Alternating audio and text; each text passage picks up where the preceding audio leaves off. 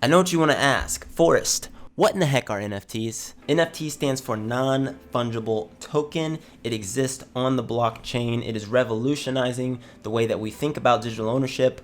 People are selling digital art, making bank selling digital art. People have sold art pieces, 3D paintings, things like that for millions of dollars.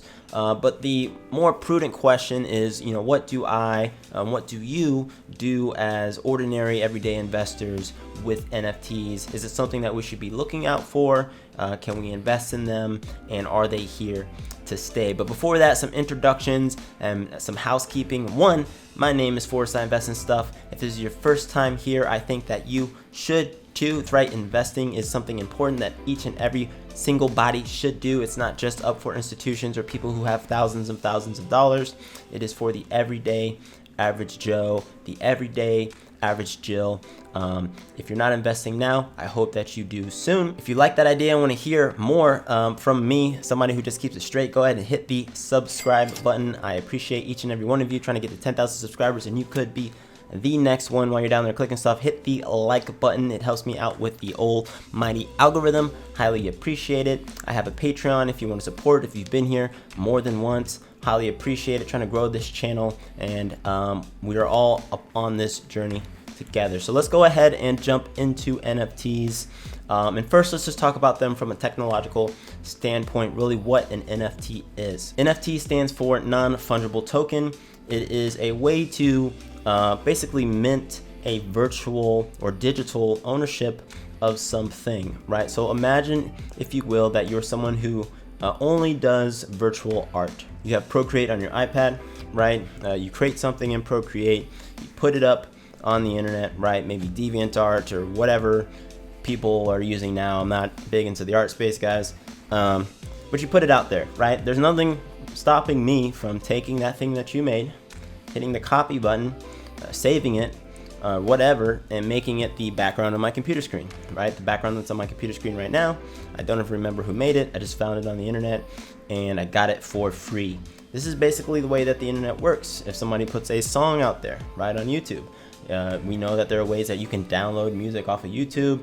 You can literally save anything that's digital. So how do we prove who owns things? The typical way that we do this with music and other things is that there's a whole economy around that, because we stream music and we're constantly consuming it. And so there's kind of this system in place to incentivize or pay the people who created this thing as we continue to consume it. Art has traditionally been much harder to do, right? Once I create something, I put it out there because I want people to see it. It's really hard to say who owns the original or who really owns this thing. Really, nobody owns it, because it's just bits on a hard drive space. We can just recreate it infinitely, and that's where NFTs come back in. So an NFT can basically say, I own the original copy of these sets of bits, or of this entity, this idea, this art piece, this music. It could be a costume in a video game. It could be virtual real estate in some online world. You basically have this certificate of authenticity, this rights to ownership that exists on the blockchain. And again, because it's non-fungible, every single person can validate that you own that thing.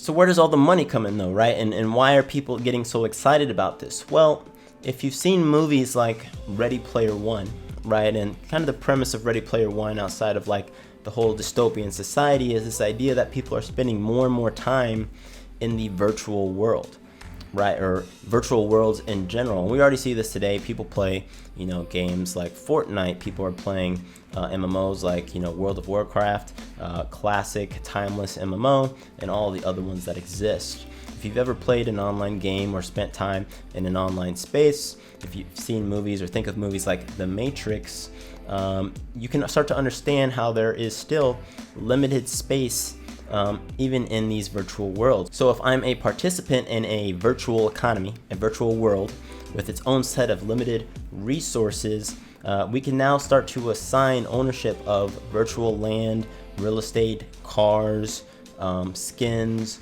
artwork, music even, that only exists in this virtual world. And we can validate ownership. Even though people can copy these things, right? We can validate the authenticity of ownership, and that's why NFTs are so valuable. It also allows people, whether you are trying to sell it or not, to just protect your ownership or show that you own the original copy of a thing. So they're very, very powerful in the nuance.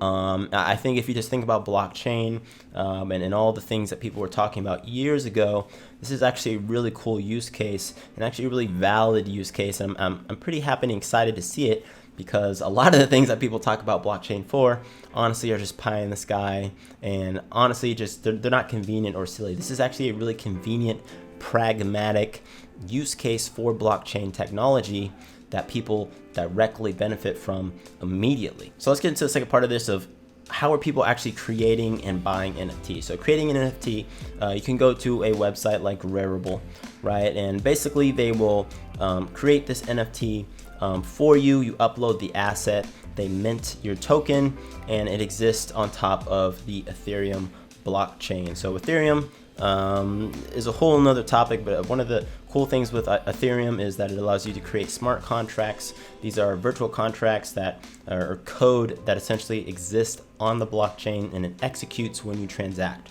So I can basically say, here's some code that is going to happen. So when you buy something from me, there's some contract that is automatically executed.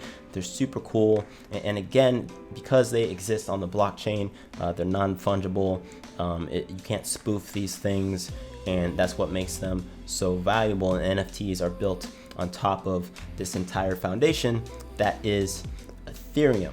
So if you want to create one, you go to a website like Rarible, upload your asset, they'll mint you the token, you have it, and then you can take that asset that you've created, your token, and you can sell it on exchanges like Rarible or others to other parties, or you can just have it, right? Again, this exists on the blockchain, so even if you're not participating in an exchange, once you create that thing, everybody can see that it exists, right? But they can't necessarily do anything with it. You have the key, the secret key pair, just like every other token or wallet that exists on blockchains. You're the only one with access to that thing. So let's go into the third point. Should you buy them? Should you invest in them? And what is the quickest way to make money on them? So because NFTs are really rights of ownerships of things, it's not like Ethereum or other assets where you just go and buy them outright and then the value goes up. If you buy an NFT, you're actually buying a thing. So you might be buying a digital piece of art, you might be buying like a digital baseball card, a digital car. It'd be kind of like investing in a car in the real world. Its value isn't tied to the economics of some company or something like that. Its value is tied into how much people really like that thing as a rare asset and are willing to pay for it in private transactions because it's super cool or whatever, like Pokemon cards, right? Pokemon cards have no inherent value other than people really like Pokemon, which gives them inherent value, right? And you see, original collectible, one-of-a-kind Pokemon cards trading for $1 gazillion. If Pokemon wasn't popular, it wouldn't matter if you have the, one of 5 ever created cards of it, because nobody cares about it and no one's going to buy it. So NFTs are similar in that case. They're not like it's not like buying, Bitcoin or some other asset. You're actually buying something. And so it could be a good investment if you believe that people are going to care about that thing over time. And that's kind of the way that it works. So that's a quick rundown of NFTs. If you appreciated this content, let me know down in the comments. If you have questions or if there's something else you want me to talk about related to them, let me know down in the comments. If you didn't like this video, if you didn't like my shirt, guess what I'm going to say? Let me know down in the comments. But if you haven't yet, for whatever reason, hit the subscribe button. Please do hit it. Hit the like button as well. It greatly helps. I'm telling you, every single one of you that slams the like button really helps a brother out. But thank you for stopping by. Check out all the other links down there and stuff. But until the next one, I'm Forrest. I invest in stuff you should too. Peace.